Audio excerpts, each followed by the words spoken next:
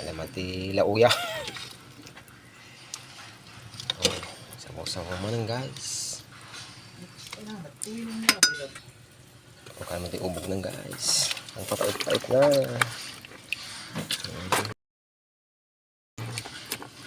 Ubod ng labig na hawa.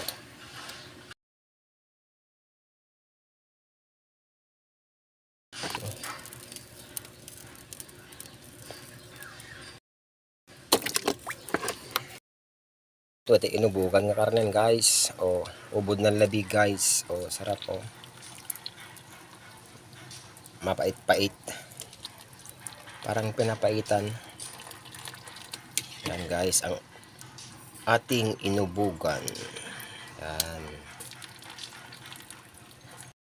Sarap to guys para mawala yung yung pagkauta mo pag may ubod ng anahaw. Sarap to guys. Yung gamot sa diabetic. Yan. Sugar sugar dyan.